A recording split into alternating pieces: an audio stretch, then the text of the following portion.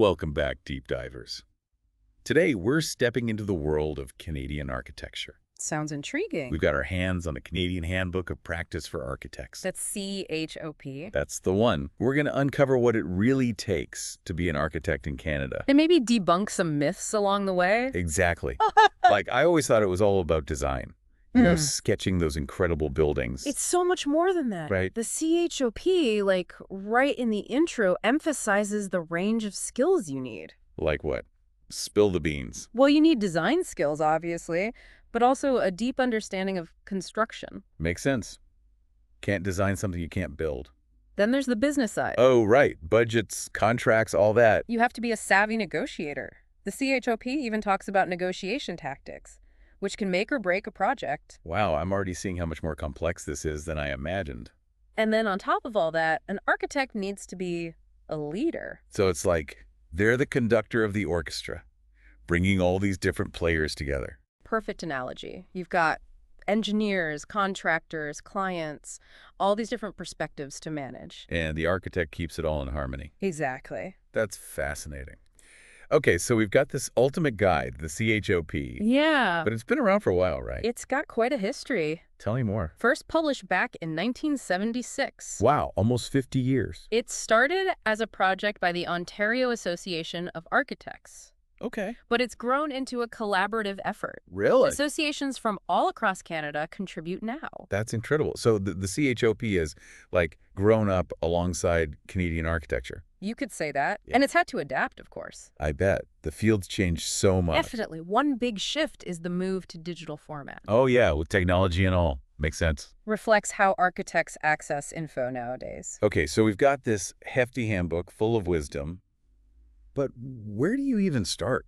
It's well organized, actually. 6 main parts, each with a specific focus. Like chapters in a book. Kind of. Each part dives into a different aspect of being an architect. Okay, I'm hooked. Walk me through these parts. All right, part 1 is like the foundation, Architect 101. Basics. Yeah, it covers different roles within architecture, ethical responsibilities, different career paths. Great starting point. What about part 2? Part 2 gets into the context of architectural practice. Like the bigger picture. Exactly. It explores the perspectives of everyone involved in a project. Clients, contractors. All of them. Interesting. So it's not just about the architect's vision. Right. You need to understand the entire ecosystem. Makes a lot of sense. Okay, what's next? Part 3, this is all about running an architectural firm. The business side we talked about. Yep. Budgeting, contracts, the nuts and bolts of keeping a firm afloat. Essential if you're thinking of starting your own practice. For sure. Then we move on to part 4. Okay, I'm on the edge of my seat. What's in part 4? This one's exciting. Design and construction programs. Ooh, getting into the actual building now. We are. Covers both traditional and emerging methods. Keeping up with the times. Exactly. It even looks at different project delivery models and how to, like, control those construction costs. Ah, the budget. Yeah. Always a factor. So this is where theory meets reality. Yeah, you could say that. Okay, part 4, check. What about part 5? Part 5 is all about managing a design project Okay. from start to finish. Like, it's a roadmap. Helps architects navigate all the steps. Nice. A guide through the whole process. Exactly. But of course, no journey is without its bumps. Right. Challenges along the way. And that's where part 6 comes in. It breaks down the phases of a design project, like step by step. Okay, this is what I've been waiting for. Let's dive into those design phases. Where do we begin? We start with pre-design. Before any actual designing happens. Right. It's all about gathering information, setting the stage for a successful project. Okay, so what kind of info are we talking about? Well, you need to understand the client's needs. What are they hoping to achieve? Makes sense. Then there's site analysis, looking at the conditions of the actual site. Topography, climate, all that. Yep. And then researching any regulations, zoning laws, building codes. Right, got to make sure everything's up to code. Absolutely. So pre-design is all about laying the groundwork. Makes sense. So once we've got all that groundwork done, then what? Then we move on to schematic design. This is where the fun begins. The creative part, yeah. Architects start exploring different forms, spatial arrangements, materials. So those iconic sketches and models start to take shape. They do, and there's a lot of back and forth with the client in this phase. Really sure everyone's on the same page. Exactly. It's an iterative process. Lots of refining and revising. Until we arrive at a design that truly reflects the client's vision. Okay, so we've got our schematic design. What's the next step? Design development. This is where we flesh out the chosen design concept. Getting into the nitty-gritty. We develop detailed floor plans, elevations, and start thinking about building systems. Taking those sketches and turning them into a blueprint. Exactly. It's also where we start coordinating with different consultants. Like who? Structural engineers, mechanical engineers, landscape architects, the whole team. Wow, so many moving parts. It really does take a village to raise a building. Okay, so we've got our detailed design, Right. but before we can start building, there's one more crucial step. Contract documents. Uh-oh, sounds serious. It is. This is where we prepare all the technical drawings and specifications. The fine print. Kind of. Yeah. These documents form the basis of the construction contract. So everything needs to be super clear. Crystal clear. It's all about making sure everyone's on the same page before construction starts. Right. To avoid any surprises or disagreements later on. Exactly. Okay, so now we finally get to the construction phase. The moment of truth. This is where the architect's vision starts to become a reality. Exciting. So what's the architect's role during construction? They provide site observation and administration services.